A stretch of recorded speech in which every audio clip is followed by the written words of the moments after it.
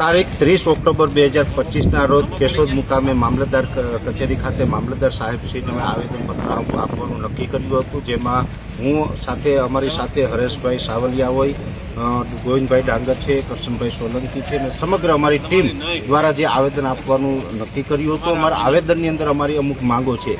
જે રીતે જોવા જઈએ તો અત્યારે ચાલુ વર્ષે કમોસમી વરસાદનું જે પ્રમાણે એક રૌદ્ર સ્વરૂપ જોવા મળ્યું છે અને અતિ ભારે વરસાદોને કારણે ગુજરાતના ખેડૂતોને અલગ અલગ પ્રકારનું નુકસાન થયેલું છે, જેની અંદર મુખ્ય આપણો પાક છે આ વિસ્તારની અંદર મગફળી, અને મગફળીનો પાક છે ચાલુ વર્ષે આજે આ માવઠું થયું છે એની અંદર 19 લાખ મેટ્રિક ટન મગફળીનો પાક પાથરે પલળી ગયેલો છે. અને અલગ અલગ પ્રકારે જોવા જઈએ તો ગુજરાતભરની અંદર લગભગ 13,000 કરોડ જેવું નુકસાન ગુજરાતના ખેડૂતોને આવ્યું છે. ત્યારે ચાલુ વર્ષે જે આ નુકસાનીને કારણે જે પાક ધિરાણ હોય છે, જેમાં ખાસ કરીને 2 હેક્ટરની મર્યાદાની અંદર 3 લાખ રૂપિયા સુધીનું 0% જે સરકાર દ્વારા પાક ધિરાણ આપવામાં આવે છે.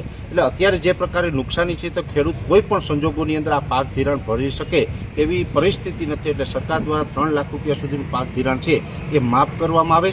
બીજો મુદ્દો હતો કે જે 2019ની અંદર કેશોદ પંથકની અંદર જે અતિવૃષ્ટિને કારણે નુકસાન થયું હતું, આ નુકસાનીનો વીમો છે એ સરકાર દ્વારા પાસ કરવામાં આવ્યો, પણ એ પાસ થયા પછી પણ સરકારે એકાઉન્ટમાં ખેડૂતને આપ્યો ન હતો. ત્યાર પછી ખેડૂત અને ખેડૂત આગેવાનો દ્વારા હાઈકોર્ટની અંદર કેસ લડવામાં આવ્યો અને હાઈકોર્ટની અંદર ખેડૂતો કેસ જીત્યા. હાઈકોર્ટના આદેશ થયા, એના આદેશ પછી પણ આજ દિવસ સુધી 2019નો પાક વીમો છે એ સરકારે ખેડૂતોને ચૂકવ્યો નથી. ત્યારે અમારી બીજી માંગ એ છે કે તાત્કાલિક ધોરણે 2019નો પાક વીમો જે કેશોદ તાલુકાનું બાકી છે એ સરકાર છે એ ખેડૂતોના એકાઉન્ટમાં જમા કરે.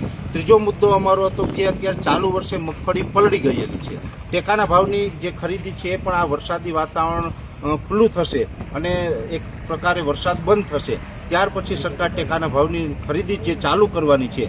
તો ખેડૂતોની મગફળી ઓલરેડી પલળેલી છે, તો પલળેલી મગફળી છે ટેકાના ભાવે જ્યારે પણ ખેડૂત વેચવા જાય ત્યારે રિજેક્ટ ન કરવી. અને જો જે ટેકાના ભાવે આ મગફળી ખરીદવા ન માગતા હોય તો જે માર્કેટ વેલ્યુ અને ટેકાના ભાવનો 450 રૂપિયાનો ડિફરન્સ છે, તો એની 200 મણની ખરીદી કરવાની હોય તો 450 ગુણ્યા 200 એટલે 90,000 રૂપિયા જેવી રકમ થાય છે.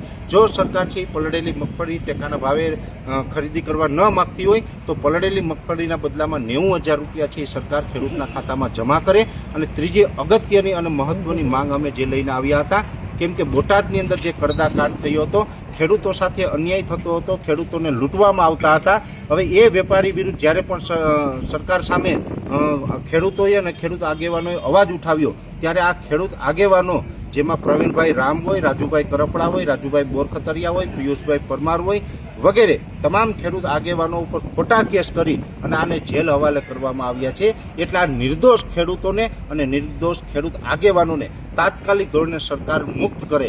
જો આવું નહીં કરવામાં આવે તો આગળના દિવસની અંદર ઉગ્ર આંદોલન પણ કરવામાં આવશે, જેની સરકારશ્રીએ નોંધ લેવાની છે. એટલે આ 3-4 માંગ જે અમારી હતી, આ માંગને લઈને આજે અમે સરકારશ્રીને એટલે કે અહીંયા આજે કેશોદ મામલતદાર કચેરીએ મામલતદાર સાહેબને આવેદનપત્ર આપ્યું છે અને અમે આશા રાખીએ છીએ કે સરકાર તાત્કાલિક સર્વેની કામગીરી હાથ ધરવા માટે આદેશ કર્યો છે. હવે એવું નથી લાગતું તમને કે હજુ તમને ચેક કરી રહ્યા છે, ખેડૂતોને ચેક કરી રહ્યા છે કે હજી આ લોકો કેટલા પાવરમાં છે? શું કહે છે?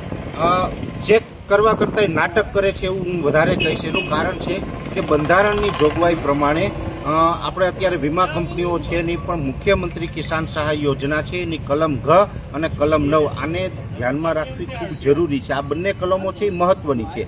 જો આનું સર્વે થાય તો એની અંદર સ્પષ્ટ આદેશ કરેલા છે કે સર્વે છે 72 કલાકની અંદર પૂર્ણ થવું જોઈએ. તો આ માવઠું થયા પછી 72 કલાકની અંદર સમગ્ર રાજ્યની અંદર સર્વે પૂર્ણ થાય તેવી કોઈ કન્ડિશન નથી, કેમ કે 8 દિવસ સુધી તો હજી ઘણા વાડી વિસ્તાર એવા છે કે ત્યાં કોઈ અધિકારી, એના રસ્તા બ્લોક છે, ત્યાં અધિકારી પહોંચી શકે એમ જ નથી. તો 72 કલાકની અંદર આ સર્વે ન થઈ શકે અને સર્વે ન થઈ શકે તો કાયદા વિરુદ્ધ સરકાર છે કેવી રીતે આપશે? એટલે સર્વેનું નાટક છે. સર્વે ન કરવું પણ 3 લાખ સુધીનું પાક ધિરાણ માફ કરવું, આ સાચો ન્યાય ગણાશે.